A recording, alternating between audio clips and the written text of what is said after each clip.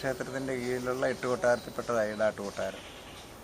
അത് ഡാട്ടുകൊട്ടാരം ഒരു 350 വർഷത്തോളം പഴക്കമുള്ള, ഇവിടെ ആദ്യം താമസിക്കാൻ വേണ്ടിയിട്ട് പണിതാണ്. പിന്നെ അതൊരു ക്ഷേത്ര സങ്കേതത്തിൻ്റെ ഒരു ഇത് ഫീൽ ചെയ്തുകൊണ്ടായിരിക്കാം അത് താമസം മാറ്റി വേറെ പുതിയ തറവാടപ്പുറത്ത് പണി കഴിപ്പിച്ചത്. കഴിഞ്ഞ് ഇവിടെ പൂജയുണ്ട്, ഭഗവതി സങ്കല്പത്തിലെ പൂജ കർക്കിടക മാസത്തിൽ 12 ദിവസവും.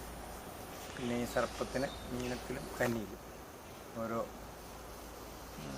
പൂജകളുണ്ട്. പിന്നെ കുടുംബവകയാണ് ക്ഷേത്രം. ഇപ്പം ഇതിൻ്റെ കീഴിൽ ഒരു കളിവെള്ളം ഉണ്ടായിരുന്നു നേരത്തെ, അതിപ്പോൾ കരയോഗത്തിന് കൊടുത്തു. കരയോഗം തന്നെ അത് മെയിൻറ്റെയിൻ ചെയ്യുന്ന ഒരു അമ്പലമായിട്ട് ബന്ധപ്പെട്ട കുമാരലൂർ ഊരുവിറ്റ് വള്ളങ്ങൾക്ക് പോകുന്ന ക്ഷേത്രം ഇപ്പോൾ പുതുക്കി പണിയാൻ കുടുംബക്കാരെല്ലാം കൂടി ഒരുമിച്ച് ആദ്യഘട്ടം പൂജകൾ, പരിഹാരക്രിയ പൂജകളൊക്കെ നടത്തി, ദേവപ്രശ്നം വെച്ച് പരിഹാരക്രിയയൊക്കെ നടത്തി.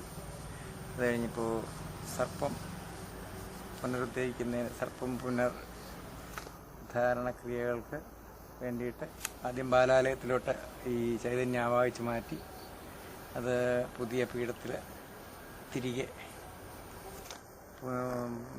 പുനർപ്രതിഷ്ഠിക്കുന്നതിനുള്ള നടപടികൾ നടത്തുകയാണ്.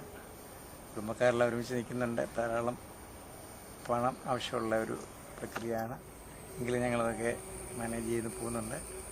ക്ഷേത്രം ഈ കുമാരലൂർ ഇതിൻ്റെ ഏറ്റവും നല്ലൊരു കീഴിലുള്ള ഏറ്റവും നല്ല കൊട്ടാരമാക്കി ഉയർത്താൻ ഉള്ള ശ്രമത്തിലായിരുന്നു.